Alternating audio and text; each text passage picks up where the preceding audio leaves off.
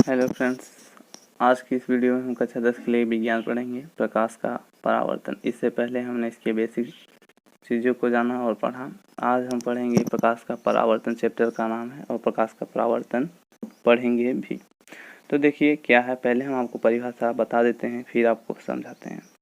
देखिए, जब प्रकाश की किरण किसी माध्यम से होकर अपारदर्शक समतल तल से टकराती है तो पुनः वह उसी माध्यम में वापस लौट जाती है। प्रकाश की इस घटना को क्या कहते हैं? प्रकाश का परावर्तन कहते हैं। देखिए, आइए हम इसके फिगर से समझते हैं और आपको डिटेल में इसको समझाते हैं। तो पहले बताता है कि हम एक अपारदर्शक क्या बनाना है हमें माध्यम। मान लीजिए यह हमारा एक कांच है, इसको हम इधर से क्ले कर देते हैं। क्या कर देते हैं? क्ले कर देते हैं। ठीक। अब प्रकाश का जो हमने पढ़े हैं परावर्तन, वो क्या बताता है? उस नियम के अनुसार कि प्रकाश किसी माध्यम से, एक क्या है हमारा माध्यम में वायु भी माध्यम है, तो मान लीजिए वायु से ही आ रहा है, तो प्रकाश किसी माध्यम से होकर आ रहा है। ठीक है, प्रकाश की किसी माध्यम से होकर क्या कर रहा है? आ रहा है, और ये इस समतल अपारदर्शक तल है, तो इस प्रकार यह प्रकाश जाएगा नहीं, क्योंकि अपारदर्शक का परिभाषा हमने आपको पहले ही बताया था। क्या बताया था? कि वह माध्यम जिसमें से प्रकाश की किरणें आर पार न जा सके, तो आर पार इससे नहीं जा सकता, केवल आएगा यहाँ टकरा जाएगा।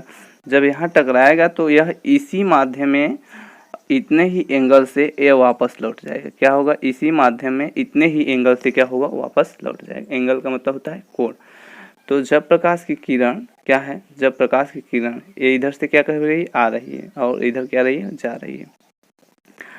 तो मतलब इसका यह बताता है डिफिनेशन कि जब प्रकाश की किरण किसी माध्यम से होकर अपारदर्शक समतल तल से, क्या है? अपारदर्शक समतल तल से टकराती है। अपारदर्शक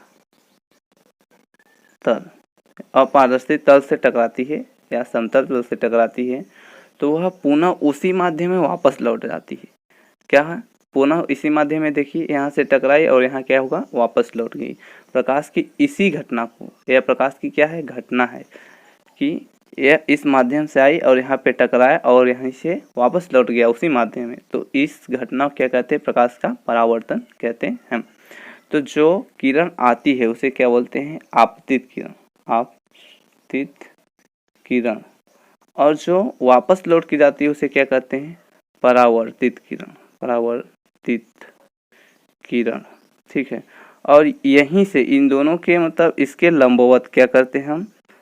नॉर्मल मतलब अभिलंब खींचते हैं। क्या खींचते हैं? अभिलंब। क्या है ये?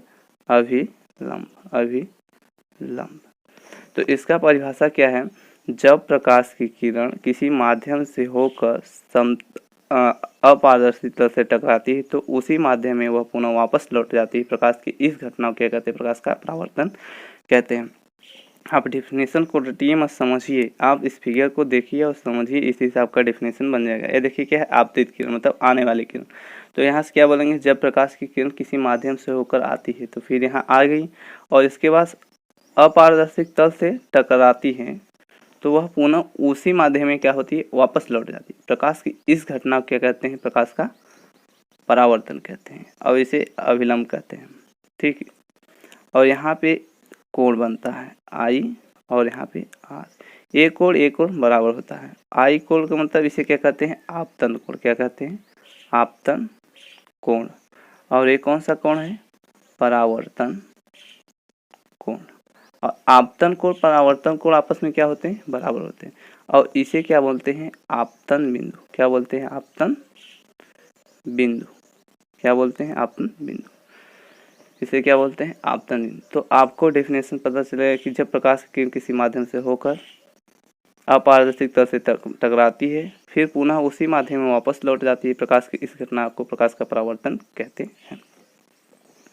तो ये हमारा ये था परिभाषा, और इसमें हम देखेंगे इसके बाद ये भी पूछता है कि प्रकाश के परावर्तन का नियम क्या? प्रकाश के परावर्तन का नियम, प्रकाश के परावर्तन का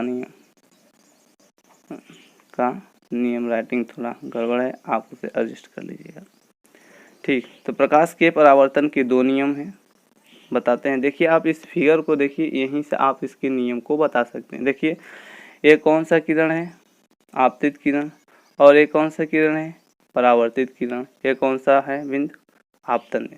तो आपतित किरण, परावर्तित किरण तथा अभिलंब, ये क्या है, अभिलंब। ये देखिए यहाँ से जो डॉट डॉट लाइन किए गए अभिलंब।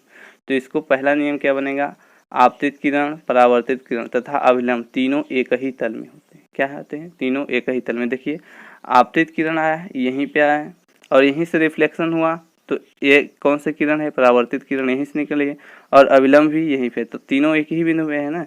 तो इसका पहला नियम क्या है, आपतित किरण तथा परावर्तित किरण, आपतित किरण, परावर्तित किरण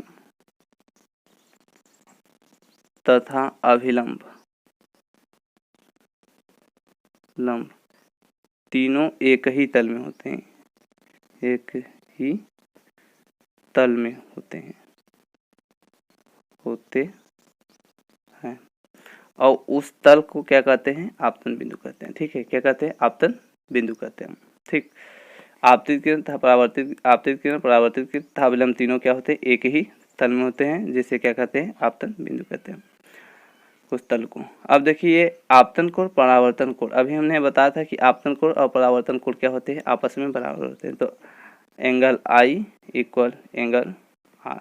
ठीक है, एंगल इतना बड़ा नहीं, angle I equal angle R. ठीक है, ये हमारा आपतन कोण और परावर्तन कोण क्या होते हैं, बराबर होते हैं। ठीक, आज की वीडियो में इतना ही, मिलते हैं अगली वीडियो में। चैनल को सब्सक्राइब करें, वीडियो को शेयर करें, लाइक करें।